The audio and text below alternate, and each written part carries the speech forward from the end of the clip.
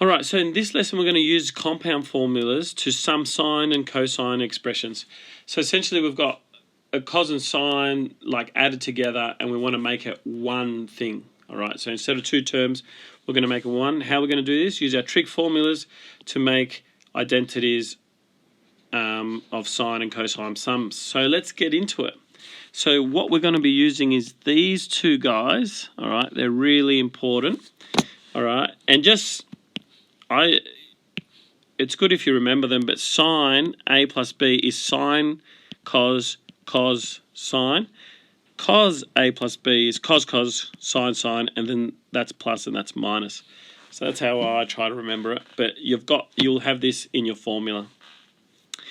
Okay, so what we need to do is that we want to put this in the form of this. Now, A is just a constant. It's just be the amplitude of that trigonometric function. And yeah, we just need to find all the information. We need to find what alpha is as well. So just follow this process. So we're going to go cos x minus sine x is exactly the same as a cos x plus alpha. That's what we're going to do, okay? I might move this up because we're going to need a little bit of space. I'll write it over here, okay? Now, what I'm going to do is I'm going to use my formula sheet or my memory to expand this guy out using, in this case, because it's cos, I'm going to use this one, all right? All right, so let's do that. So that is equal to, so I'm not going to write exactly the same now. I'm going to write equal to because there's a few things I'm going to do. A, and I'm going to open the bracket and expand this compound using the compound formula. So cos x, cos alpha minus sine x, sine alpha. So all I've done is exactly the same as I would have done here, except I'm not using A and B according to this formula. I'm using x and alpha, all right? Okay, so now I'm going to bring this guy down, and I'm going to go cos x minus sine x is exactly the same, and what I'm going to do is this A, I'm going to ski jump to both these terms. So I'm going to have A cos x cos alpha minus, and then another A sine x sine alpha, okay? Now, if these two things, so I'm talking about this and this, are exactly the same, okay, then the coefficient of cos x will have to be equal to each other. The coefficient of cos x will have to be equal to each other. So in this case, what's the coefficient of the one here? It's just 1. Okay, I'm going to write it 1. So I'm going to write that down. Equating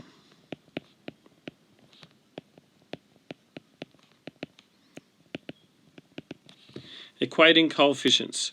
So what I'm going to do is I'm going to end up with this equation. 1 equals A cos alpha. All right? I'm going to put a 1 next to it. So all I've done is equated the coefficients of cos x, and now I'm going to do the same with sine x, except I'm going to do it over here on this side. So what's the coefficient of sine x here? -1, and this will be negative a, so it'll be -1, I'm going to put a line in between us, is equal to negative a sine alpha. Now, really good thing, these negatives will cross out.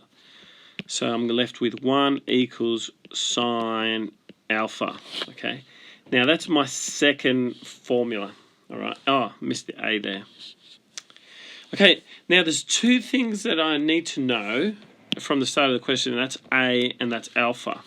Now, I can do this by, I'm going to move this guy over here. Coefficients in this one of cos x, and this one equating coefficients of sine x. Okay. Now what I'm going to do is, whenever you've got trig functions, it's not a bad idea to think about doing it, but I'm going to go 1 squared plus 2 squared. All right. So 1 squared plus 2 squared. So if I do that like a simultaneous equation, I'm going to have, well, first of all, yeah, I'm going to have 1 plus 1 on one side of the equal sign, and then I'm going to have a cos squared alpha, and that's going to be squared too, plus a squared sine squared alpha. Now if I keep playing around with this, 1 plus 1 is 2. This is going to be a squared all outside cos squared alpha plus sine squared alpha. Now you should know that this, all right, is equal to 1. So therefore a squared is equal to 2. Therefore a is equal to square root of 2. And you always have to where a is greater than 0. So we're only interested in positive amplitudes. Okay. Now with this information known, I'm going to work, it's all really messy at the moment. I might rub this out because you should be working down and I'm going to work up here. So what I'm going to do is I've got this bit there, but I need to find alpha. Now there's a couple of ways I can do it. I can just use one of these forms here, all right? Or I can do this. I can go 2 divided by 1, okay? And so what I have is 1 is equal to a sine alpha all over 1, and there'll be a cos alpha. Now obviously these cancel out. We know what a is in anyway. So we've got sine over cos is tan. So tan alpha is equal to 1. So what is, I'm going to write it here, tan alpha is equal to 1. So therefore alpha equals 45 degrees or pi on 4. Okay? So to answer the question, the original question, we're going to go cos x minus sine x is equal to, what is our a?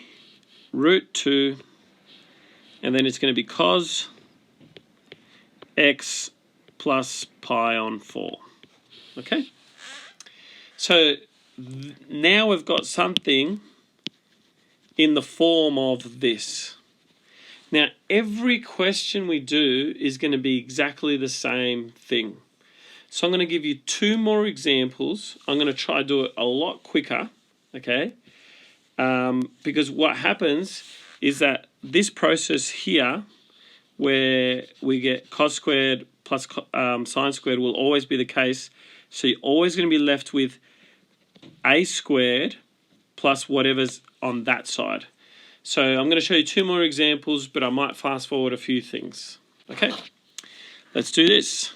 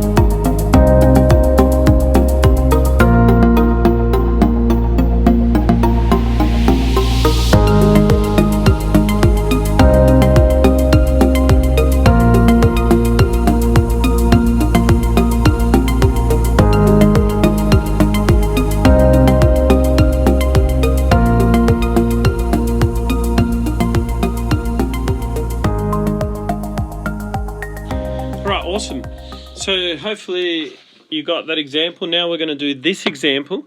Now we've actually given you some really nice examples, but they're not always so nice. So I'm going to do this one, and then I'm going to see what we get in the end.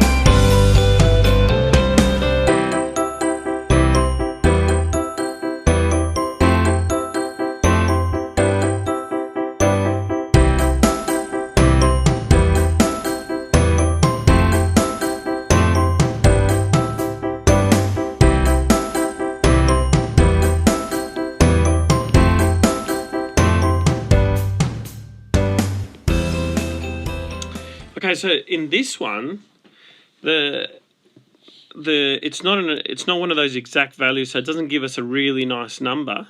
So the exact value is actually just this. Okay, so how do we write our answer? Well, I'm going to write it at the top of here. You should be working all the way down. So therefore, 5 cos x minus 12 sine x is exactly the same. Our a is, in this case, 13, and it's cos, and then it's going to be x plus this thing that's highlighted in yellow. So I should have given myself more room, but it'll work anyway. 12 over 5. Boom. Done. Okay? So that's the end of this. Hopefully that makes sense. Peace out.